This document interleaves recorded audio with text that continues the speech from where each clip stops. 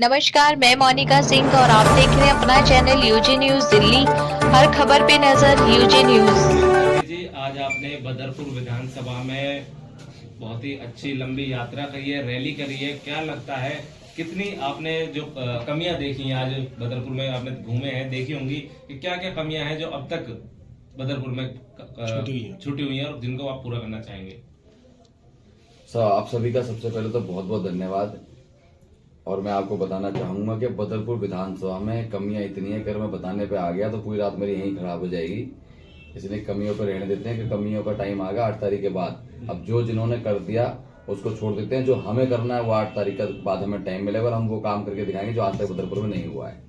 ऐसे क्या काम है जो बदरपुर में रहने बाकी है? सबसे बड़ा काम ओजोन, जिसके ऊपर आज 15 सालों से राजनीति चली आ रही है। सबसे पहला हमारा काम रहेगा कि ओजोन को खत्म करना है। दूसरा काम है जो हमारे युवा साथी, नौजवान साथी इस बदरपुर के अंदर बेरोजगार घूम रहे हैं, उनका हमें जो जॉब है, जो उनका कारोबार है, जो उन्हें मिलना चाहिए, वो उन्हें सुनिश्चित किया जाएगा। लगातार वादे किए जा रहे हैं बड़ी बड़ी पार्टियों के द्वारा। आम आदमी पार्टी सरकार रही 10 साल, उन्होंने कहा है कि बिजली, पानी, सड़क सब कुछ हमने लंदन पेरिस बना दिया दिल्ली को। तो कितना आपने लंदन पेरिस का आज का टूर कराया? शीला जी जो हमारी क्या नाम है, स्वर्गीय शीला जी ने जो पेड़ लगाए थे ना दिल्ली में फुटपाथों पे, उन पेड़ पे भी केजरीवाल जी पे पानी नहीं डला तो दिल्ली को क्या बनाएंगे? दिल्ली पूरी तरीके से ध्वस्त हो चुकी है, सड़ी पड़ी है। किसी गली में चले जाओ आप, माइक लेके, कैमरा लेके, आपको पता चल जाएगा कि दिल्ली कितनी खूबसूरत है। केजरीवाल साहब तो कहते हैं कि शीला दीक्षित जो काम आज तक न कर पाई थी और न कर पाती वो काम हमने 10 साल में कर दिया है। हाँ, बिल्कुल कर दिया उन्होंने। भ्रष्टाचार फैला दिया। वो दूध देना चाहते थे, दारू दे रहे हैं। तो ये फर्क है बस इतना। कट्टर ईमानदार, आप भ्रष्टाचार कह रहे हैं। हम बता रहे हैं कट्टर बेईमान है और सबसे बड़े धोखेबाज हैं। इस हिंदुस्तान की राजनीति के अंदर ऐसा धोखेबाज हमने व्यक्ति नहीं देखा अपने जीवन में।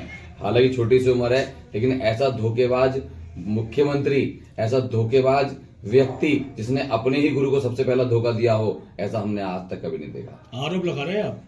सीधे सीधे कट्टर ईमानदार बताते हैं अपने आप को, कहते हैं हम तो भगत सिंह के वंशज। अगर केजरीवाल बेईमान है तो पूरा देश ही बेईमान है।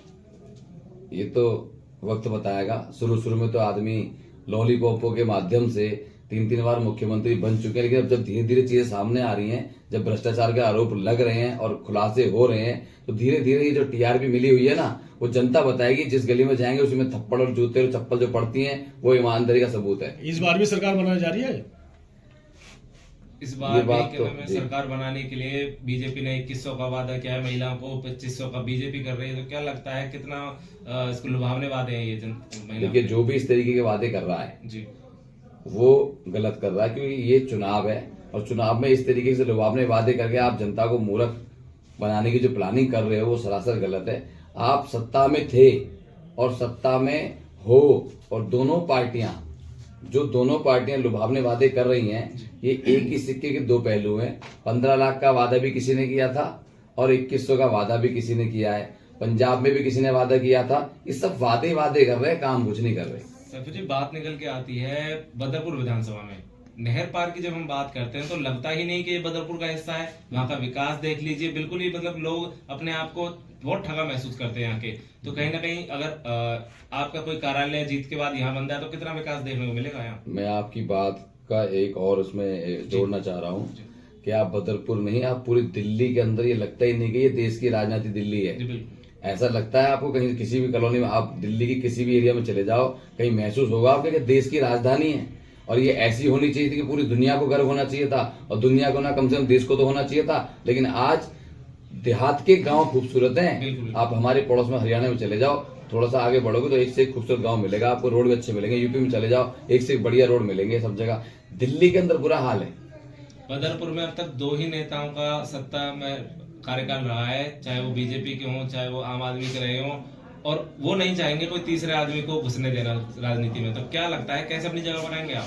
बड़ी खुशी की बात यह है कि जिन 2 की बात कर रहे हैं उसमें से एक हमारे आदरणीय तो चले गए संसद में, तो उनका तो मसला यहाँ से हो गया खत्म। अब रह गए एक आ गया छोटा रिचार्ज और एक हमारे नेताजी रह गए। अब इस बार ये दोनों भी अपने अपने घर बैठ जाएंगे और युवाओं को पूरा मौका मिलेगा। सर, जैसे कि दिल्ली जनता के लिए जो है कहा जाता है, आम आदमी पार्टी के जो नेता है केजरीवाल जी, वो देवता के रूप में माने जाते हैं। तो आप अपना व्यक्तिगत किस उसमें साबित करेंगे अगर आप जीतते हैं? केजरीवाल जी माने जाते हैं जी, गरीबों देवता के के रूप में। महिलाओं के लिए गरीबों और के मसीहा बने हुए हैं। उनके लिए जो उन्होंने सुविधाएं उनको फ्री कर उन्होंने रखी है। 2 लॉलीपॉप ऐसे दे दिए जनता के बीच में, जनता उसको देर से समझेगी।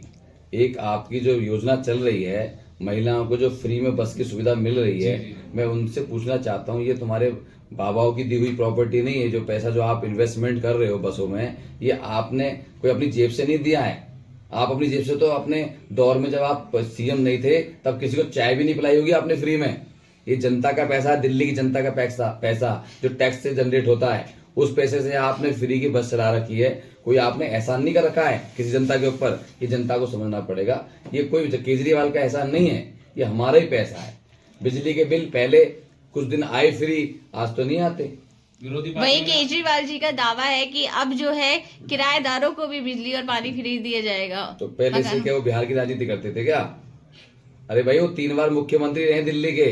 अगर उनको किराएदारों को ये सुविधा देनी थी तो किसी ने हाथ पकड़ रखा था क्या? उन्हें करना चाहिए था। और मैं आपके माध्यम से बता रहा हूँ, किराएदार भी केजरीवाल जी की पार्टी के अंदर है। और ये बात उन्होंने आज से, मैं 5 से 6 साल पहले की बात बता रहा हूँ, जब उन्होंने एक सम्मेलन किया था अपने ही कार्यालय में, तो वो एक विंग बनाया। उस विंग में यही बात कही गई थी कि सारे लोगों को डेजिग्नेशन दे दो, पदाधिकारी बना दो किराएदार विंग में। इन सबको इनके मालिकों से मीटर का बिल नहीं देना पड़ेगा, वो सरकार देगी। वो कहाँ है? आज तक नहीं हुआ ऐसा। तो बदरपुर के युवाओं की अगर हम बात करते हैं तो डेली रोजमर्रा का अपना जीवन यापन करने के लिए, कमाने के लिए जाते हैं। उनको सुबह और शाम आते जाते